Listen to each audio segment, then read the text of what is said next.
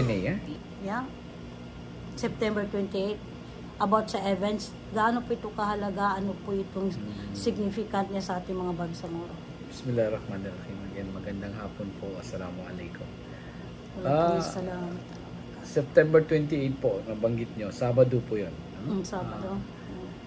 1 p.m. in the afternoon, we'll be having an event for the UBJP. So, we will be officially announcing yung mga candidates po natin for local government na magpa-file po ng candidacy this coming October 1 to 8. So, barm-wide po yan, and expected po na may pepresenta po ng UBJP yung mga, again, yung mga kandidato niya sa pagka sa local government units, no? From the provincial governors, vice governor, board members, mayor, councilors, and vice mayors. So, ano yung pinakauna nating layunin dito, sir? Sa 28 at bakit isasagawa sa Saturday? Yeah. Basically, yung layunin natin is ipapaalam natin sa tao kung sino yung mga kandidato natin. And ito ho yung napag-agrihan na date ng event. Initially, ang 28 ng September ay for the convention ng UBJP, no, para sa party list nila at sa mga district MPs, no, representative for the MPs. But dahil nangyari nga yung Supreme Court decision recently given to the public, no, by the Supreme Court, and nag-trigger din doon sa decision ng COMELEC to extend the deadline.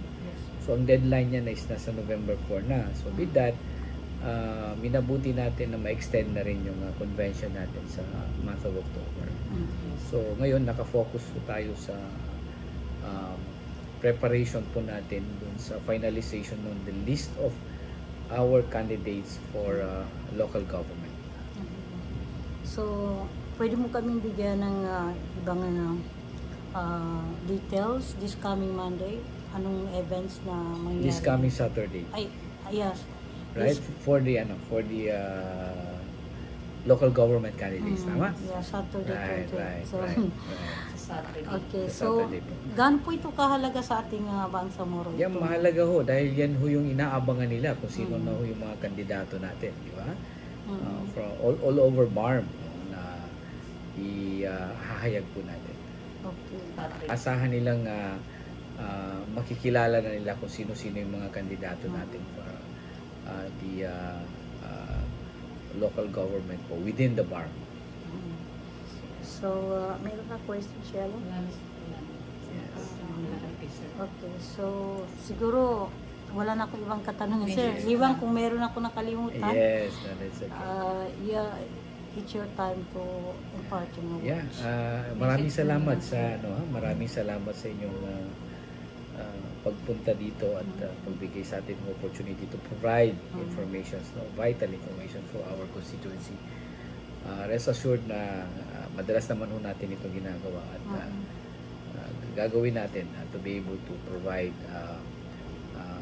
vital information for our constituency, especially on the aspect of the UBJP's activities in line with the upcoming election next year, 2025. So kami nagpapasalamat sa ating mga kaibigan from media dahil madalas niya tayo binibigyan ng at pinapaunlakan na makapag-provide ng information po para sa ating bayan. Before I forgot, sir, if you don't mind, gaano po ito kasiguridad itong gagawin this coming Saturday? Yeah. Meron naman meron bang mga guidelines for that events?